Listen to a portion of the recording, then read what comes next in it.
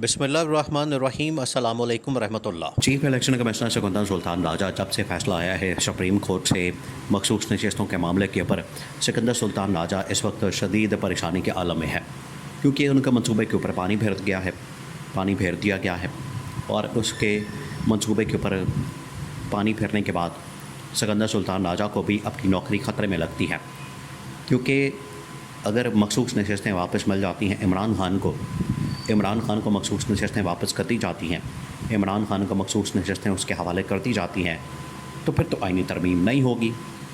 तो अगर आइनी तरमीम नहीं होती तो फिर न काजी फाइज ईसा को एक्सटेंशन मिलेगी और ना ही सिकंदर सुल्तान राजा को एक्सटेंशन मिलेगी। तो फिर क्या किया जाए? इसी वजह से तो ये दोनों मिलकर जोर लगा रहे हैं। काजी फाइज ईसा अपनी गेम में डाल रहा है सुप्रीम कोर्ट के अंदर बैठकर, और ये जो चीफ इलेक्शन कमिश्नर है हर रोज़ ही मीटिंग बुला रहा है, हर रोज़ ही इजलास हो रहा है, हर रोज़ ही वहाँ पर बैठे हुए, और इसके ऊपर बातचीत हो रही है, गौर व फिक्र हो रहा है, सोच विचार हो रही है कि क्या किया जाए, इस फैसले के ऊपर अमल दरामद कैसे रोका जाए। उनको पता है,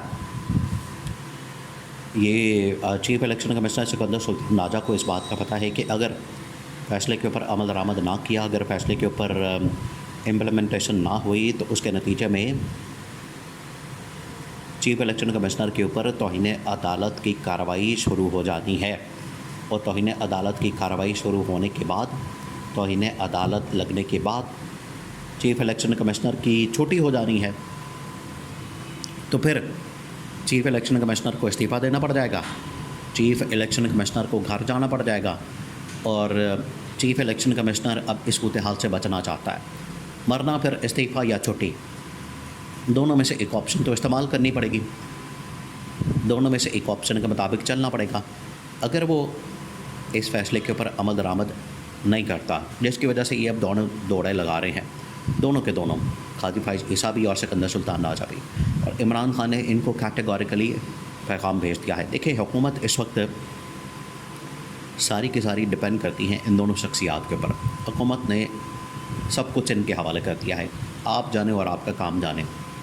आपने एक्सटेंशन लेनी है, इन्होंने कहा कि बिल्कुल लेनी है, फिर मैनेजमेंट भी आपने करनी है, मैनिपुलेशन, इम्प्लीमेंटेशन, फ़ैसले के ऊपर अमल दरामद रोकना है, रुकावट पैदा करनी है, नहीं करना, इसके ऊपर आप लोगों ने काम करना है। ये पैगाम इस हुकूमत की जानिब से काजी फाइज ईसा और चीफ इलेक्शन कमिश्नर को दे दिया गया है, जिसके बाद से ये दोनों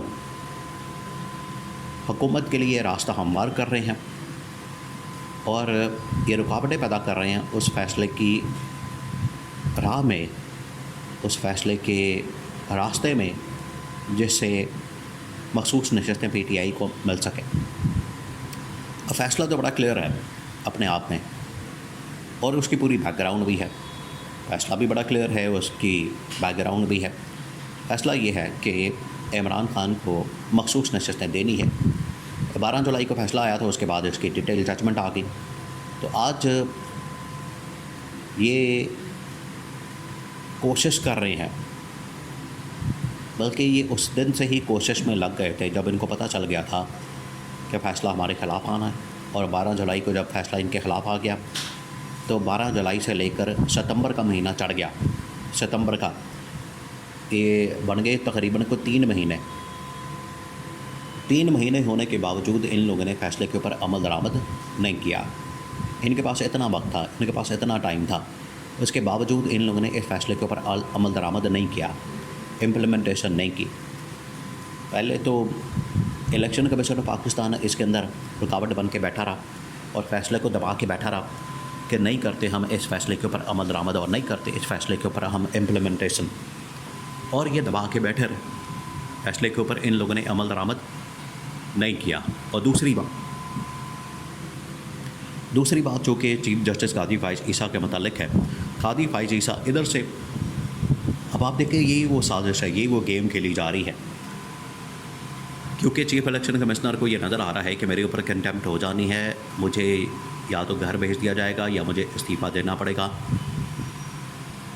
लेकिन उसको अंदर से आशीर्वाद भी हासिल है, अंदर से उसको गो हेड भी मिला हुआ है, अंदर से उसको इशारा भी मिला हुआ है, आँख भी मारी हुई है, और उसको कहा हुआ है कि तुम अपनी मर्ज़ी से काम चलाते जाओ, अपनी मर्ज़ी से काम करते जाओ और तुम्हें कोई कुछ नहीं कहेगा, तुम्हें कोई हाथ नहीं डालेगा बंदा चीफ़ इलेक्शन कमिश्नर के ऊपर। इसी वजह से चीफ़ इलेक्शन कमिश्नर अपनी बात के ऊपर अड़ा हुआ है, डटा हुआ है कि मैंने इस फैसले के ऊपर अमल दरामद नहीं करना। अब इधर काजी फाइज ईसा उधर से पूरी चालें चल रहा है। आईनी तरमीम के लिए टाइम बड़ा थोड़ा है और मुकाबला बड़ा सख्त है, क्योंकि 25 अक्टूबर को काजी फाइज ईसा ने रिटायर हो जाना है और अक्टूबर अब चढ़ने वाला है। अक्टूबर के अंदर अब कितने दिन रह गए हैं और टाइम गुजरते बिल्कुल भी पता नहीं लगता। टाइम ऐसे ठक करके गुजर जाता है और पता भी नहीं लगना। तो काजी फाइज ईसा क्या कर रहा है? काजी फाइज ईसा वहाँ पर पूरी वो शतरंज की बिसात लगा कर बैठा हुआ है। शतरंज के जिस तरह से बिसात होती है कि किंग को किस तरह से इस्तेमाल करना है, बादशाह को किस तरह से इस्तेमाल करना है, मलका को किस तरह से इस्तेमाल करना है, प्यादे को कैसे इस्तेमाल करना है, इदारों को कैसे इस्तेमाल करना है, काजी फाइज ईसा वो रख के बैठा हुआ है। और पहला जो उसने चाल चली है वो चली है 63A के ऊपर कि इसके अंदर हमारी सर्वाइवल है और इसके थ्रू आईनी तरमीम का एक रास्ता खुल सकता है।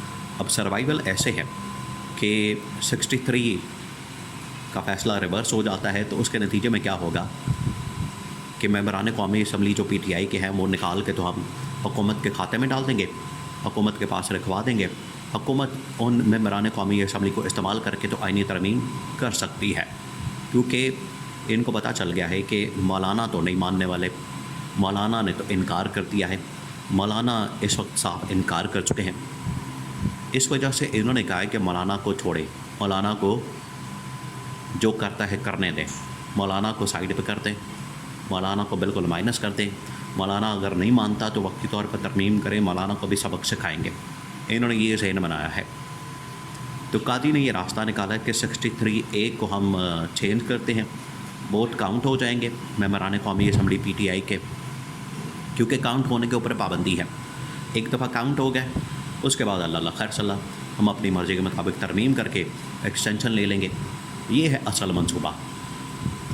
तो काजी फाइज ईसा को भी अपनी छुट्टी नज़र आ रही है और दूसरा जो चीफ़ इलेक्शन कमिश्नर है उसको भी नज़र आ रहा है कि मेरी छुट्टी होने वाली है और मेरा इस्तीफ़ा मुझे घर भेज दिया जाएगा, मेरी छुट्टी करवा दी जाएगी और उससे पहले इम्प्लीमेंटेशन रोकी जाए।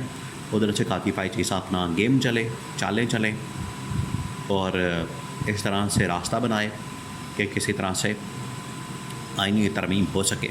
लेकिन इमरान खान फिर भी डट कर इन साजिशों का मुकाबला कर रहा है।